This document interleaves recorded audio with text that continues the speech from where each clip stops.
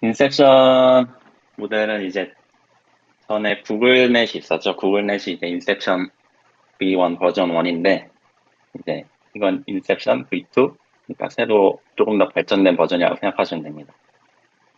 이 V2, V3가 각각 그 구조가 정확히 어떻게 되는지 되게 애매모호해요. 그리고 정확하게 나와 있는 것도 없고, 사실 그 논문에서는 뭐 제출한 거에 모델 텍스트를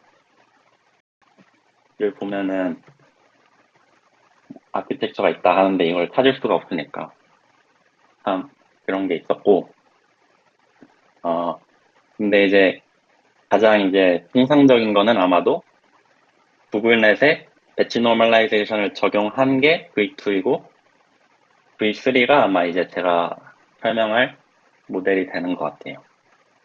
저는 이제 V2로 이제 바꿔서 정리를 하긴 했는데, 아마 이걸 다시 바꿔서 정리해야 될 것 같아요. 그러니까 그냥 이게 V3라고 생각하시면 됩니다. 그래서 V2는 그냥 구글넷에 배치 노멀라이제이션을 적용했다라고만 생각하시면 돼요. 근데 이 이유가 제가 생각하기에는 아마도 이게 배치 노멀라이제이션 논문에 이 배치 노멀라이제이션을 테스팅하기 위한 모델이 인셉션이 쓰이거든요. 뒤에서 보면. 그래서 이걸 이제 인셉션 V2라고 생각을 하는 얘기들을 하는 것 같아요. 그리고 이제 이 인셉션 V2 논문은 온전히 이제 이거에 대해서만 이제 설명한 논문이 되는 거고. 그래서 이 논문이 어떻게 시작되냐면 이제 사실 이거는 어떤 하나의 아키텍처에 대한 설명이라기보다는 인셉션 모듈이라는 것 자체가 어떻게 구성돼야 이제 더 효과적이고 그런 거에 대한 설명을 위주로 하는 것 같아요. 어떤 특정 하나의 모델에 대해서 깊게 이제 뭐 설명을 한다기보다는. 그래서 이제 General Design Principle이라고 해서 일반적인 이제 디자인 원칙 이런 식으로 해석을 하면 될 것 같고, 총 4개를 이제 제안을 하는데, 사실 그렇게 저는 사실 이게 중요한지 모르겠어요. 근데 일단 해볼게요. Avoid representational bottlenecks, especially early in the network. 그러니까 bottleneck이라는 건 아까 말했듯이, 레드넷에서 했듯이 차원을 갑자기 축소하는 거죠. 그런 차원 축소를 급격하게 하지 말라. 특히 이제 네트워크의 초반 부분에서 그렇게 하면 안 좋대요. 이게 사실 모든 거를 다 근거로 뒷받침할 수는 없는 거잖아요. 딥러닝 하는 거는 그냥 최대한 그 논리를 저희가 찾고 근거를 찾아가는 과정이지 뭐 하나 이제 정확히 나온 건 없으니까 경험적으로 이런 했더니 좋더라 라고 생각하시면 될 것 같아요. 그리고 representations with higher dimensions, 그러니까 여기서 dimension은 채널 수를 말하는 거예요. 피처 맵 수. 그래서 피처 맵 수가 많을수록 좋다. 당연히 더 표현력이 좋다. 나는 어떻게 보면 좀 당연하다고 생각되는 말인 것 같고, spatial aggregation은 이제 컨볼루션을 말하는 거예요.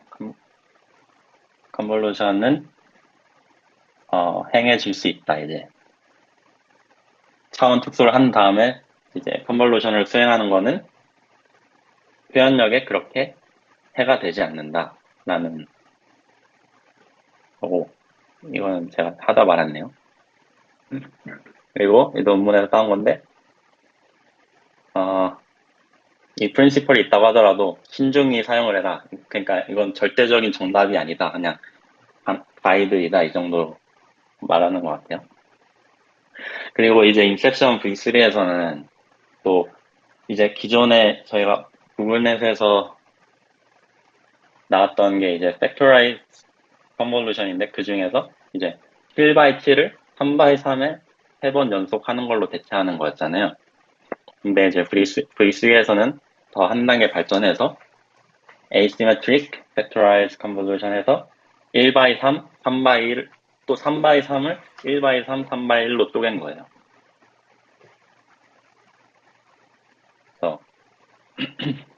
저는 디테일한 부분인데 제가 그냥 보이시면 한 건데 보시면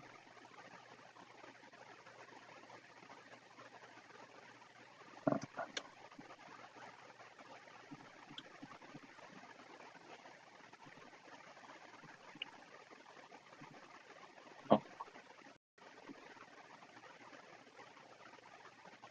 아이씨 못했겠다. 아무튼 뭐냐면 이게 3x 3을 사용하는 것보다 1x 3 그리고 3x 1을 하는 게 컴퓨테이셔널리 이제 33%가 줄어든다고 해요. 근데 아무리 해도 그게 이해가 안 되는 거예요. 이게 왜 33%인지. 왜냐면 똑같이 이렇게 패딩을 하고 3x 3을 적용하면은 그러니까 한 칸에 이게 연산이 9라고 치면 하나, 둘, 셋, 넷 해서 4 곱하기 4에서 16 곱하기 이제 9C에서 144C가 나오는데 아무리 생각해도 3x 1로 하고 1x 3x 1x 3하고 3x 1로 하면은 똑같이 하면은 하나, 둘, 셋, 넷 하고 6개. 그러니까 4 곱하기 6, 24에 3C 해서 72 나오죠. 그러면 그 아웃풋이 또 6x 4가 나오거든요. 그러면 또 이거를 3x 1을 적용하면은 또 72C가 나와요. 그래서 144C로 똑같이 나오는데 아무리 생각해도 똑같은 거예요. 근데 33%가 줄어든대요. 그래서 왜 그런가 생각을 해봤더니 이런 거더라고요. 패딩을 처음에는 양옆에만 하고 이걸 적용한 다음에 그 아웃풋이 나오면 그 다음에 이제 위아래를 해서 이거를 적용하는 거다. 왜 또 이렇게 하나 생각해보면 패딩을 처음에 위에 하는 게 아예 의미가 없잖아요. 왜냐면 다 0이니까. 여기에다가 3 이렇게 컨볼루션 하는 게 의미가 없으니까 그냥 이거는 안 뛰는 거죠. 근데 이걸 이제 모델 구현에서도 다 했긴 했는데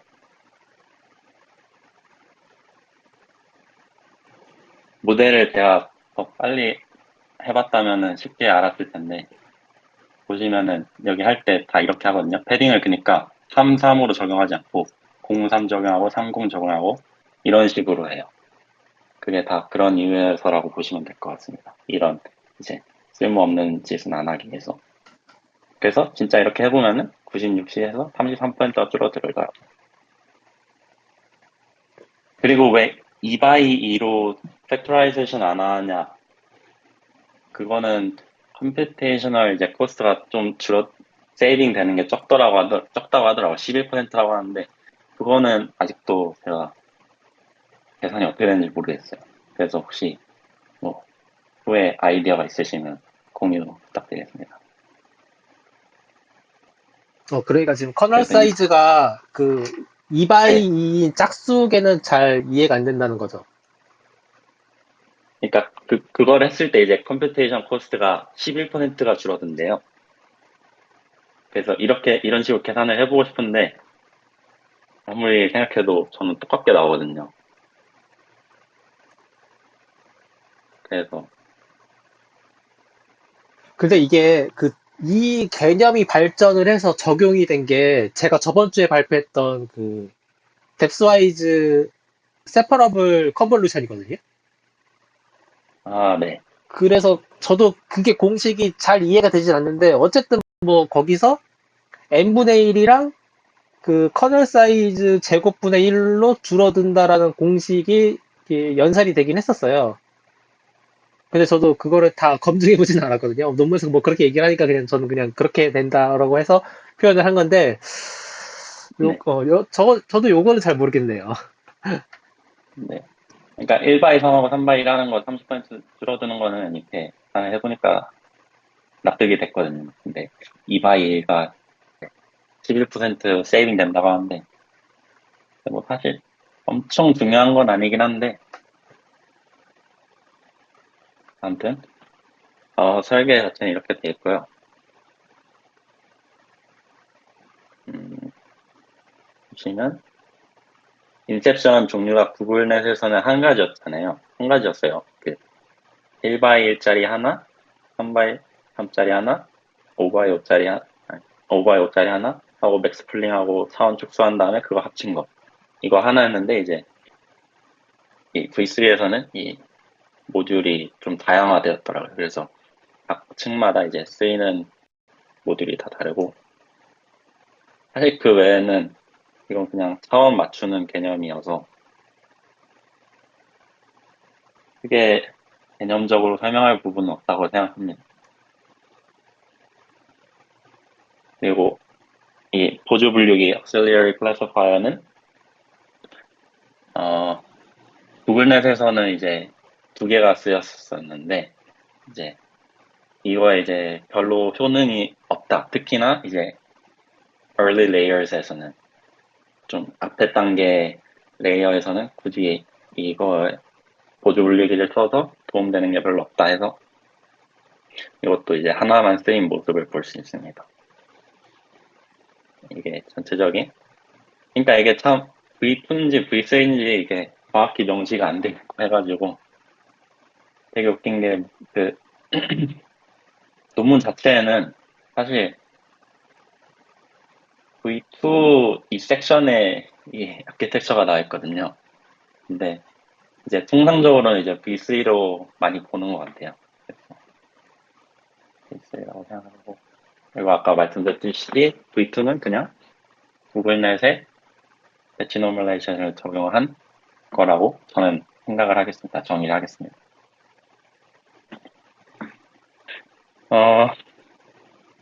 그리고 뭐 설명할 게 없는데, auxiliary classifier는 이제 이 논문에서 이제 처음에 이게 등장한 게 구글넷이었잖아요. 구글넷에서는 이제 이게 vanishing gradient를 해결해주는, 그러니까 이게 레이어가 깊어질수록 초반 단계의 웨이트에 대한 그레디언트들이 뒤로 갈수록 소실이 되니까 그것들을 이제 보완해주기 위해서 초기 단계에서도 로스를 적용해주자라는 개념으로 등장을 했던 것 같은데, 사실 그때도 제가 이제 아마 황우님하고 둘이서 그거 했던 것 같은데, 그때도 제가 이게 어떻게 백프로퍼게이션에 직접적인 전달을 줄까? 왜냐면 이게 구현된 모습을 보면은 사실 그냥 로스를 더해준 것 뿐이에요. 이게 트레이닝 모드도 그런데, 그냥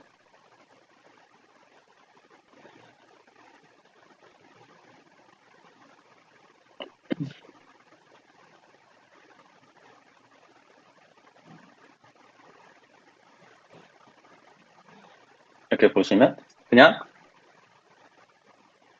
auxiliary 1에서 나온 거 로스 값, 2에서 나온 로스 값 따로 해서 그냥 더해준 것 뿐인데, 이게 백프로페이션이 과연 전달이 될까? 과연 초기에 이제 베니싱 그레디언트를 해결해주는 게 맞을까? 그냥 레귤러라이제이션 역할을 하지 않을까라고 생각을 해서 사실 의문을 품었었거든요. 왜냐하면 이게 사실 딱 그 L1, L2 레귤러라이제이션 공부해보시면 아시겠지만 그 형태랑 똑같아요. 그냥 페널티를 주는 것 뿐이라서 사실 이게 특정 웨이트에 어떤 특정 레이어의 특정 웨이트를 뭐 더 학습하는데 도와준다고 전혀 납득이 안 됐었거든요.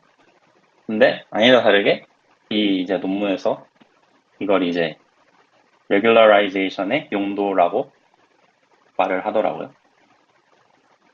근데 그건 지금 어디 있는지 모르겠네요.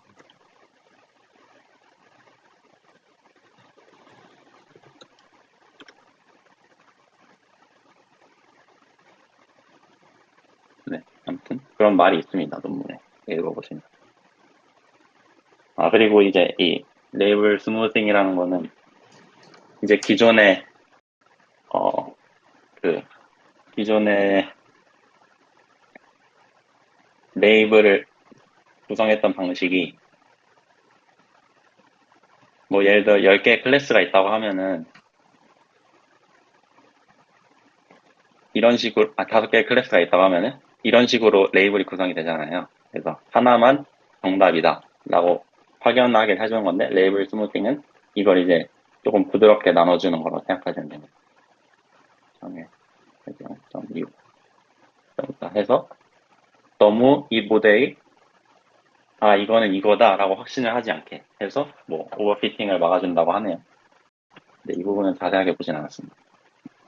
그래서 인셉션은 발표를 여기까지 하고 혹시 질문 있으시면 받고 아니면 또 다음으로 넘어가겠습니다. 네. 아까 뭐지? 3x3 커널이랑 1x3이랑 3x1 커널로 해가지고 연산량 얘기했었잖아요. 네. 이게 저도 생각을 해봤는데 이게 이제 맞는지 아닌지 진짜 잘 몰라서 일단 계산으로만 얘기를 하면은 3x3 같은 경우는 어떻게 보면은 3의 제곱이잖아요. 그렇죠. 웨이트 수가 9개죠. 3의 제곱. 9개니까. 그리고 1x3이랑 3x1은 그냥 간단히 따져보면 그냥 3이고. 네.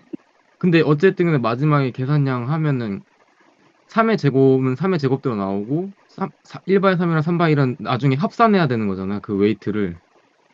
네. 그렇죠. 더해줘야죠. 그냥 계산적으로 따져보면은 그냥 33% 나오는 게 맞는데 이렇게 안 해도요? 패딩을 이렇게 안 하고 그냥 그러니까 처음부터 그냥 계산량으로만 따졌을 때 그냥 웨이트를 계산량 그냥 따졌을 때는 그냥 숫자적으로 계산하면 33이 나오는 게 맞는데 그냥 그렇게 생각하면 물론 이제 그래요? 지금 어떻게 계산하는 거예요? 그냥 저는 계산 때린 거예요. 그냥 예를 들어 네. 그냥 그러니까 3의 그래요. 커널 개수가 3x 3이면은 9개인데 1 곱하기 3이랑 3 곱하기 1이면 6개잖아요. 그러니까 9개에서 6개로 되니까 맞아요. 33% 줄었다. 이렇게 맞아요. 말씀하시는 거거든요. 네, 맞아요. 그냥 일단은 현태님 거 이거 해주신 거는 제가 다시 보고 이걸 계산량을 따져볼 거긴 한데 네. 그냥 숫자적으로 따져보면은 9에서 6이니까 아, 33이 그럼 요거 제가 정확하게 네. 알려드릴게요. 요거 그 모델을 구현을 한 다음에 그 모델에 네. 대해서 플롭스랑 파라미터 개수를 다 측정할 수가 있거든요. 네네네. 그것까지 이제 코드를 돌려보면은 플롭스가 얼마 감소됐는지 모델의 파라미터가 얼마 감소됐는지 확인을 할 수가 있어요. 그냥 하나의 레이어만 딱 만들어 놓고 거기에 커널 사이즈가 3 곱하기 3이랑 1 곱하기 3, 3 곱하기 1 이렇게 넣어 놓은 다음에 그거를 이제 플롭스 계산하는 그 토치 라이브러리가 있거든요. 그거를 적용해 보면은 해당 레이어의 플롭스가 얼마인지 알려줘요. 그거를 확인해 보면은 이게 11% 감소했다, 뭐 33% 감소했다를 확인할 수가 있어요. 음, 일단은 그냥 생각해본 대로는 그게 제일 와닿는 숫자여서 그냥 말씀드린 네. 거예요. 일단은 나중에 한번 저기 음, 창우님 얘기한 걸 현태님 하신 방식으로 한번 제가 또 계산 한번 해볼게요. 그 리뷰할 때 다시. 제가 플러스 계산하는 거를 그 저번 주에 네. 모바일넷 그 코드를 이제 리뷰하면서 제가 네. 그 아이파이썬 파일 올려놨잖아요.